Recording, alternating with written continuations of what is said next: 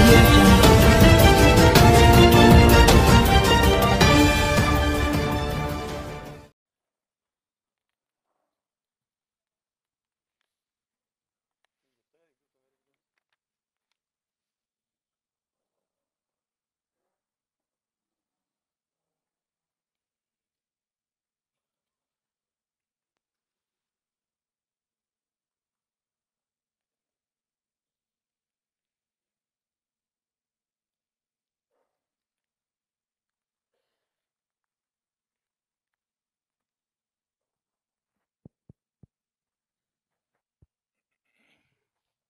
ఈరోజు సౌండ్ పెంచా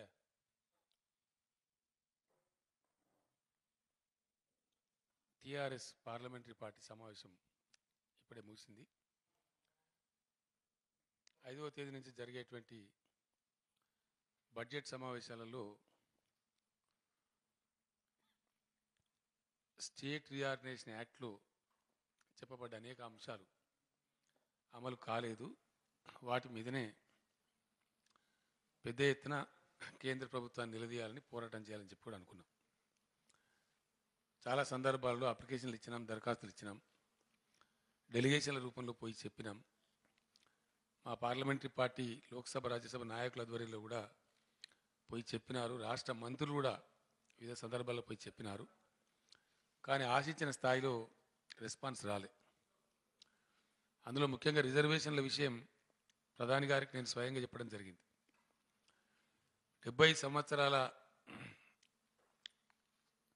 స్వతంత్రం తర్వాత ఇంకా ఈ రిజర్వేషన్లు మీరు కేంద్రం దగ్గర పెట్టుకోవడం కరెక్ట్ కాదు. మాకు శాసనసభలో తీర్మానం చేసినప్పుడు కూడా ఈ మాట బలంగా చెప్పి పంపించినాం. This is part of our assembly resolution also. ఈ రిజర్వేషన్లు విద్యావకాశాలు, ఉద్యోగ అవకాశాలు ఇచ్చుకునేటివి ఏవైతున్నాయో మా రాష్ట్రాల పరిధిలో మేము ఇచ్చుకుంటున్నాం కాబట్టి, మీ కేంద్రం మేము అడగలేం కాబట్టి అది మీ దగ్గర పెట్టుకోకండి అని చెప్పినాం. దాని మీద స్పందన లేదు. లేకపోగా సేమ్ అదే పాత పద్ధతి కొనసాగిస్తామని వాళ్ళు చెప్తా ఉన్నారు. ఆ విషయం కూడా పెద్ద ఎత్తున పోరాటం చేస్తాం. ఎందుకంటే రిజర్వేషన్లు సుప్రీంకోర్టు ఏదైనా చెప్పింది అంటే రాజ్యాంగ సవరణ చేయవచ్చు, పెద్ద ఇష్యూ కాదు. దేశవ్యాప్తంగా ఉన్న డిమాండ్. కేంద్ర ప్రభుత్వం అనుకుంటే ఆర్టికల్ 16ను చేంజ్ చేయవచ్చు డెఫినెట్గా. ఆర్టికల్ 16(4) ప్రకారంగా రిజర్వేషన్లు ఇచ్చే అధికారం ప్రభుత్వానికి ఉంది. దాని ప్రకారం సుప్రీంకోర్టు దాన్ని తీర్పు చెప్పిందంటే it can be changed, amend చేయొచ్చు. అన్ని రాష్ట్రాలు సపోర్ట్ ఇస్తాయి. ఏకగ్రీవంగా పాస్ అయిపోతుంది బిల్లు. కాకపోతే కేంద్రం తన పెత్తనాన్ని వదులుకోవడానికి సిద్ధంగా లేదు. అసలు రహస్యం అది. వాళ్ళ గుప్పిట్లో పవర్ పెట్టుకోవాలని కూర్చున్నారు కాబట్టి ఆ విధంగా చేస్తున్నారు తప్ప వేరే కాదు. దాని మీద పోరాటం చేస్తాం. ఇండస్ట్రియల్ ఇన్సెంటివ్స్ 2 రాష్ట్రాలకు కూడా ఇవ్వాలని చెప్పినారు. ఏమి ఇవ్వలేదు. కట్టి తుడుపుకు 1, 2 ఇచ్చినారు కానీ అవి వాళ్ళకి అర్థం కూడా కావు. యాక్చువల్గా హిమాచల్ ప్రదేశ్లో, ఉత్తరాఖండ్లో ఇస్తున్నటువంటి ఇన్సెంటివ్స్ ఇచ్చినట్టయితే కొత్తగా ఏర్పడ్డ రాష్ట్రాలు కాబట్టి బాగా పెట్టుబడులు వచ్చే ఆస్కారం ఉంటుంది. ఉభయ రాష్ట్రాలు కూడా డెవలప్ అయ్యే ఆస్కారం ఉంటుంది ఉద్దేశంతోనే ఆ రోజు అందరం డిమాండ్ చేస్తే ఆ ప్రభుత్వం పెట్టింది, వీళ్ళు తీసేసినారు. కాబట్టి దాన్ని ఆ ఇండస్ట్రియల్ ఇన్సెంటివ్స్ స్టేట్ రీఆర్గనైజేషన్ యాక్ట్లో ఉన్నదాన్ని ఎక్స్టెండ్ చేయాలని చెప్పి డిమాండ్ చేస్తూ కూడా పోరాటం చేస్తాం. తర్వాత నరేగా ఎంఎన్ఆర్ఈజీపీ ఏదైతుందో దాన్ని కూడా వ్యవసాయానికి అనుబంధం చేయాలి. చాలా ఇబ్బంది అవుతా ఉంది రైతాంగానికి. కాబట్టి జాతీయ గ్రామీణ హామీ ఉపాధి పథకాన్ని వ్యవసాయానికి ఖచ్చితంగా అనుసంధానం చేయాలని చెప్పి కూడా మా ఎంపీలు పోరాటం చేస్తారు. ఇవి కాకుండా ట్యాక్స్ ఇంటెన్సివ్ చెప్పాను నేను. ఇవి కాకుండా తెలంగాణకు ఇవ్వాల్సినటువంటి అనేక విషయాలు, బయ్యారం ఉక్కు ఫ్యాక్టరీ కావచ్చు, ఎయిమ్స్ కావచ్చు. గత బడ్జెట్ సమావేశంలో ఆర్థిక మంత్రి గారే ప్రామిస్ చేసినారు ఫ్లోర్ ఆఫ్ ద హౌస్, ఇప్పటికి మెటలైజ్ కాలే. ఆ ఎయిమ్స్ విషయంలో కావచ్చు, railway coach factory, Kazipet coach factory విషయంలో కావచ్చు, ఐఏఎం కూడా అడిగినాం మేము దాని విషయంలో కావచ్చు. అనేక విషయాలు అడిగినామని పెండింగ్లో ఉన్నాయి. వీటి మీద కూడా తప్పకుండా కేంద్ర ప్రభుత్వాన్ని నిలదీస్తాం. ఆ ప్రకారంగా పోరాటం చేయమని చెప్పడం జరిగింది. ఆ పద్ధతిలోనే ఈ పార్లమెంట్ సమావేశంలో వాడుకొని దీన్ని ముందుకోవాలని చెప్పి పార్లమెంటరీ పార్టీ సమావేశం నిర్ణయం తీసుకున్నది. టైం టు టైం పరిస్థితిని బట్టి కూడా దాన్ని సమీక్షించుకుంటూ ఎప్పటికప్పుడు నాయకులు నాతో టచ్లో ఉంటారు. ఆ విధంగా ముందుకు పోతాం. దీని తర్వాత కొన్ని చిత్ర విచిత్రమైన విషయాలు ఈ మధ్య వింటూ ఉన్నాను. నేను లేను, గత 3-4 రోజులుగా టౌన్లో లేను, బయట ఉన్నాను. నేను ఆదిలాబాదు కరీంనగర్ పర్యటన సందర్భంగా ప్రధానమంత్రి గారినో లేకపోతే మరొకరినో నేను తూలనాడిన వ్యక్తిగతంగా అన్నాని మాట్లాడుతున్నారు. అది 100% శుద్ధ తప్పు.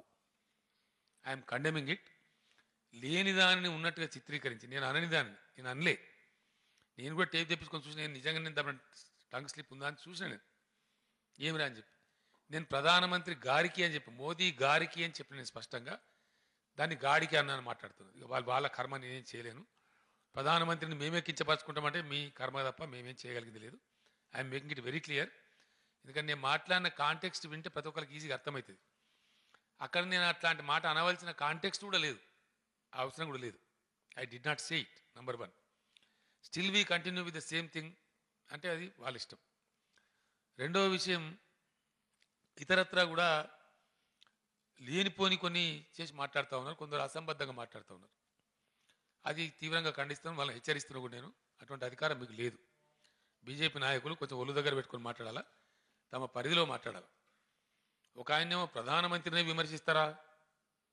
రాజ్యాంగంలో ఇక్కడ ఉందా ప్రధానమంత్రిని విమర్శించద్దు? ఉన్నదండి?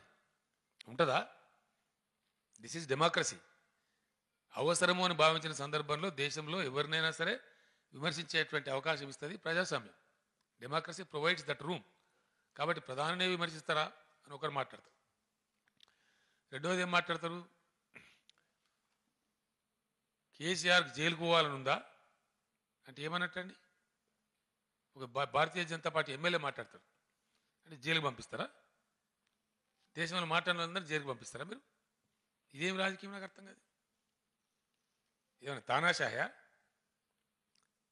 ఎవరినైనా సరే మేము ఏదో చేయగలం అని కూడా చాలా కష్టం. కొన్ని సందర్భాల్లో కొంతమందిని ముట్టుకుంటే భస్మం అవుతారు. ఏం జైలుకు పోతారంటే తొక్కమా, నాకు ఉన్నది ఏంది, నేను జైలుకు పోయేది. మేము కడుపు కట్టుకొని నోరు కట్టుకొని అద్భుతమైన పరిపాలన కొనసాగిస్తున్నాం ఇక్కడ బ్రహ్మాండంగా.